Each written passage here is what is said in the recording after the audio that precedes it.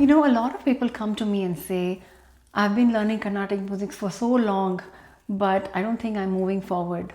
Or I wish I had learned it as a child. Now it's too late. I have kids, I'm a mom or a dad, and I'm a busy professional. You have no idea how much I stay busy even on the weekends. Forget it. Weekly classes, it's a huge commitment, whatnot. And when I hear that, I sense a longing, a sadness in certain way, because clearly they're interested in this art form. They genuinely appreciate this form, this music, they listen to it. This has always amazed me.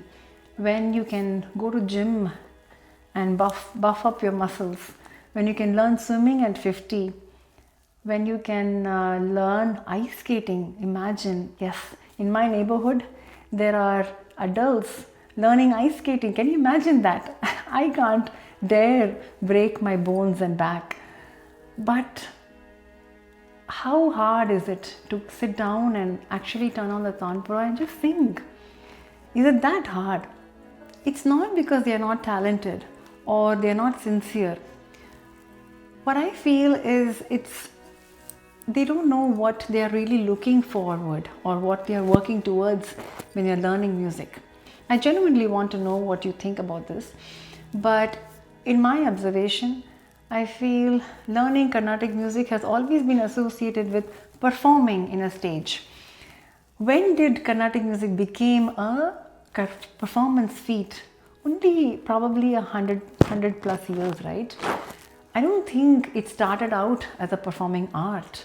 So why are we so hung up in just preparing for performances and showcasing? I'm not saying it's not important. Yes, it is important to show up and perform as a way to learn and deepen and really become confident in singing. Because once you're confident, then your bhava and your emotions, all that comes from effortlessly. So it is important in that respect. I never wanted to perform. I'm not even aspiring to perform because there's no way I'm going to be touring the world. I'm happy. I'm really content with my life.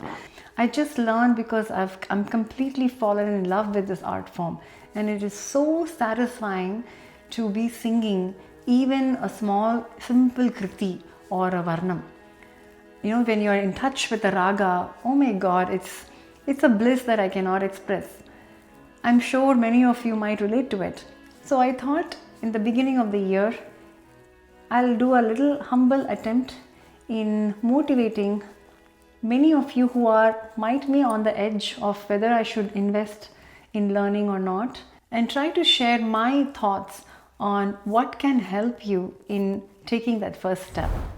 So in this video, I want to talk about how to set yourself up for real visible progress and how to fit it in your busy life. Before we talk about practice, goals, or even discipline, I want you to ask yourself one simple question. Why are you interested in learning Carnatic music? Not the correct answer, like my parents wanted me to learn, or it's a good discipline. You need a hobby, right? Yes, those are true, but I really want you to dive deeper and find out your reason. Maybe it's because singing gives you a peace after a long, busy day. Maybe it connects you to something deeper. Maybe you fall in love with the raga and you want to explore that. My reasons have always been very associated with the aspect of raga. As a child, I recall Doordarshan days. Any Doordarshan folks here, please comment below.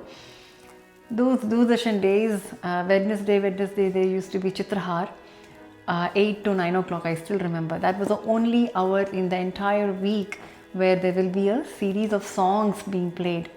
And since I grew up in the East, and I learned Hindustani music back then, but the songs that were played were all old Bollywood songs, Lata Mangeshkar, Asha Ji, Kishore, all those songs. And I was always fell in love with the songs which were semi-classical, like, I don't know, Rena Bite Jai, or so many songs I can't recall right now.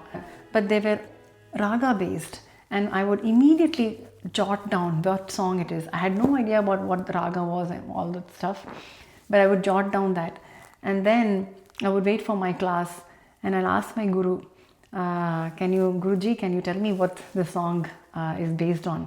And then I will note down those ragas. And then when I hear some other song in the same raga, I will be able to identify. That's how I explored music, really. And same thing happened in Carnatic music when I got big fan of A.R. Rahman. There's so many songs which A.R. Rahman popularized through Carnatic music. So that was really my introduction to the ragas, and I absolutely fell in love with how just a certain combination of swaras can completely change your mood, isn't it? So that has been my reason, and I feel there is a raga for every mood, for every emotion. I wanted to know all of them, and I wanted to feel certain emotions whenever I needed. Isn't it powerful? This has been very, very dear to me. So similarly, I'm sure you must have some really, really deep reason why are you drawn to this art form. Find that. And I think once you find your why, then the practices no longer feels like a burden. Just like going to a gym. It is boring, it is painful, it is not fun to show up at the gym on a cold day or whatever, on a tiring day. But you're going to get thin, you're going to get fit, you're going to immediately feel so good after a good workout. All those happy hormones that get generated after a quick workout. If you have tasted that, then going to a gym isn't a chore, isn't it? So find your why. Next is set practical, humane goals. One of the biggest mistakes I see a lot of people do is set really high bar for themselves and expectations. So like, I want to be able to perform in 2 years, or I want to master this Shankarabharanam really well. Or the goals can be opposite. They set really shallow goals like, Ayo, Kritila Vana, enak 4 bhajana katana podum. As if bhajans are any easy, right? If you listen to Surdas bhajans or Tulsidas bhajans, they are not any easy, but beautiful, soul touching, absolutely, right? So likewise, there are kritis which are very simple and very beautiful, and it doesn't take that much of an effort. You're missing the point of a good trained voice, right? So instead, look at what you can do in the next 2 to 3 months, or in the next 6 months. What is the realistic thing that you can do in a daily practice? I'll share my example. It was many years ago. I was watching an interview by Ranjani Gayatri ji, and they were sharing a very beautiful analogy of how your sa should sound like. And till date, I have not forgotten that. One single advice is that when you sing sa, it should look like you're pouring honey or a thick oil, not like pouring water. I hope you understand that. When you pour water, it's all frills, right? It's all shaky. But imagine if you're pouring honey or very thick oil. See how straight it is. Hold a note, sa, for a long time and watch it closely. Sometimes it's not about just singing it, but watching your voice closely, listening to it with your mind, and hear your voice closely. Look at the ups and downs. Sometimes your voice will waver. So it has to be taught, like how you sing the oil when you pour it from the height. The Shira Vardhanu Solva. Firm and It steady. should be as steady as the oil which is poured, and not like a water spurt. Can you imagine that? That evenness has to be there. Okay. The volume, the timbre, the power, it has to be evened out. That was a wow moment for me, because until then I never noticed the importance of singing each and every note in such purity and such stillness. Takes a lot of effort. I've still not mastered it. And believe it or not, even the performing artists today, when they practice, that's all they do. So that became my goal immediately. I thought, I'm going to condition my voice in such a way that even if I just sing Sarigama Padanisa, it should sound professional. Perfection is always a journey, right? You can never be perfect, but at least I'm 10 times better than how I was 3 months back. So that was like a very practical goal, and I was very successful, and that motivated me to keep going. The next mistake, and this is a very common mistake even by the students of Carnatic music, and sadly by the teachers also, who are not encouraging students enough, is to listen and attend concerts. Listening is not optional. In fact, I would say it's a shortcut for learning. I will tell you my anecdote. I used to be in the same boat. I was very busy. I was just focusing on the homework that I was given by my guru, and I will just practice that and be ready, right? So if I'm learning a Varnam, Kamboji, I vividly remember that. I was learning Kamboji Varnam, and that week I was so busy at work, I just didn't have the time to practice it at all. And I was not familiar with Kamboji at all. As a hack, I just put a concert in loop. I found a few kritis in Kamboji and just put it in loop, especially the alapanas and neravals and manodharma that goes for hours. For 2 to 3 hours, I just listened as I was doing all the chores, cooking and sweeping the floor and all that. And then by the time I was getting ready for my class, the Varnam just was flowing within me automatically. Of course, there were a lot of corrections because I was just starting to learn, but I was not searching for how the raga sounds like. It just instantly came. And I have done that hack so many times. And then I realized, oh my God, listening is such a easy hack and more easier than ever. So please don't ignore this. And to me, listening comes higher in the priority than even practicing a particular composition. So if I have to order the level of importance you give, is number one is listening. You even build a taste for listening, right? We say Carnatic music in classical music, but even in that genre, there's so many styles, there are so many different ways. Carnatic music has become a very, very big umbrella under which so many kinds of music are playing, and there are so many different styles. But if you like a style and if you really want to get that style in your singing, you have to listen. There is no option. It's not an option. The other reason you need to listen is because your ears really get sharp, and the more you listen, the more details kind of comes out. And the other very important reason you should listen, even if you're not practicing, is to get motivated to even sing in the first place. Believe it or not, there are many days where I'm not in a mood to practice.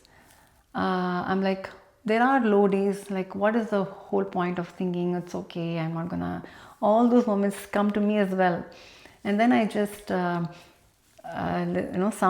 video comes on to my YouTube from my favorite singers, and then I just play a concert, and then I hear some ragas like amazing, and I get inspired, and immediately I'll just stop all the work and I come and sing. That has happened to me so many times. By the way, it's not just in music. It happens for writers as well. I've heard many writers share their story about when they're out of, they get writer's block. Their creative brain is not active or whatever reason. So they get on to reading books. So once they start reading, that's when they want to write. So this is not common to a particular activity, anything. Like you watch a sport, automatically you want to play. You watch a dance, automatically your body moves. You watch a recipe on a YouTube, you get hungry, isn't it? And you want to cook that. So it is as simple as that. You're just tapping into human tendencies and leveraging that to your advantage and not disadvantage. If there are teachers here who are watching me, this is just a humble request. If it doesn't apply to you, you can ignore it. To push their students to watch concerts locally that are happening. It is such a big favor you're doing to your kids, and your teaching experience just becomes so easy and enhanced because your kids have such a plethora of information and wide breadth of raga understanding and concert understanding that teaching them becomes very easy.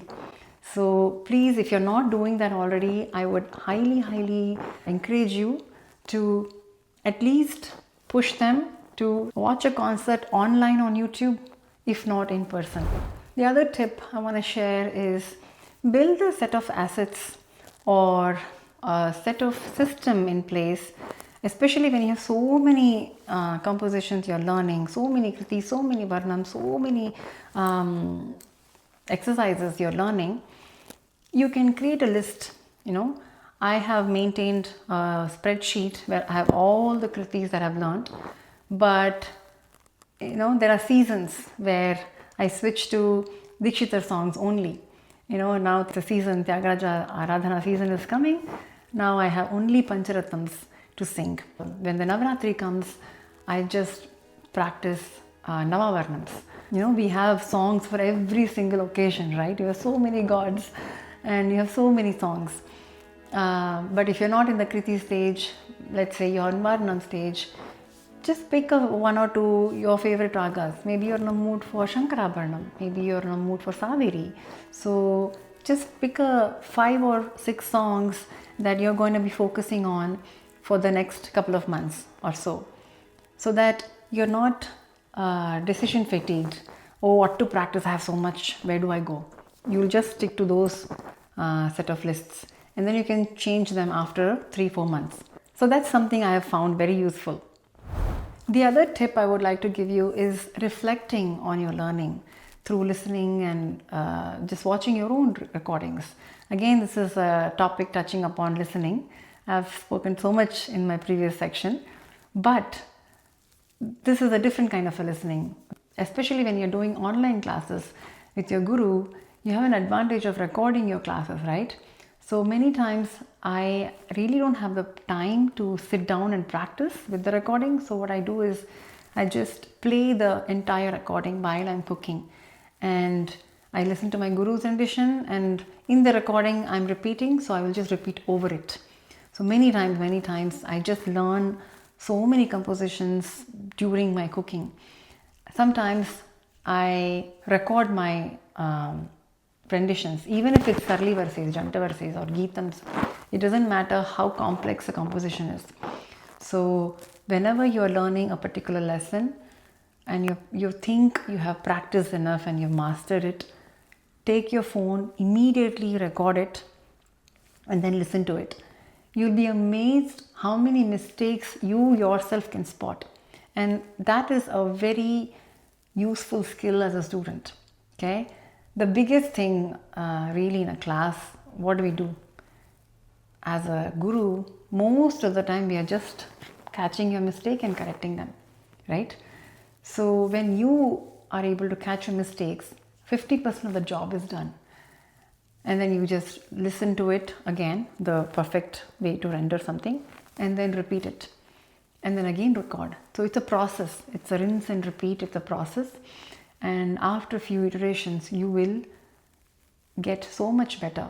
In fact, not many people actually record their voice and listen to it because it is cringeworthy. Even if you're an artist, you would not want to listen to yourself the very first time. You have to get used to it first, and it will just go away. And think about it. It makes sense, right? Think about the dance classes. I've seen in the gym, in the yoga studios, in the dance studios, they have mirrors all over.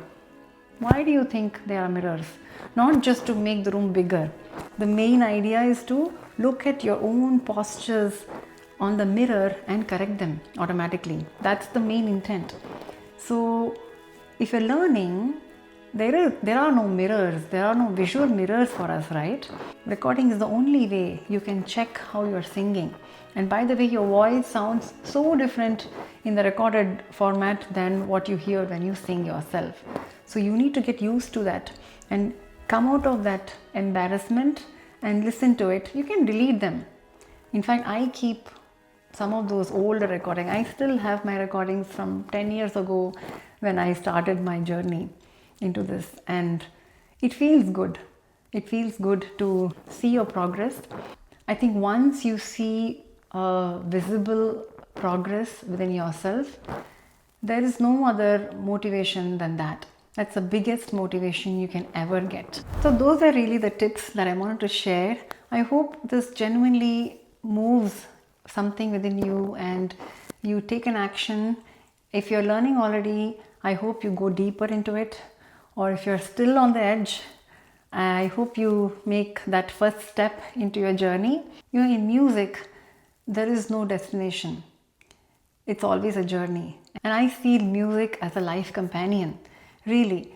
You know, the only thing that will stay with you till your last breath is music, isn't it? So if you have that kind of a mindset, rather than having a very external focused, social accolades and performance focused, it's not wrong to have that focus, but in my experience, that I think that puts a lot of pressure and unfair expectations on yourself. Rather, if you think of music as a life companion, it will truly bring such a big difference in your life. Please comment below your thoughts, and if you have any other tips that have really worked with you, I would love to learn. This is all about inspiring everybody to go in this journey together. Happy learning, and I will see you in another video. Thank you.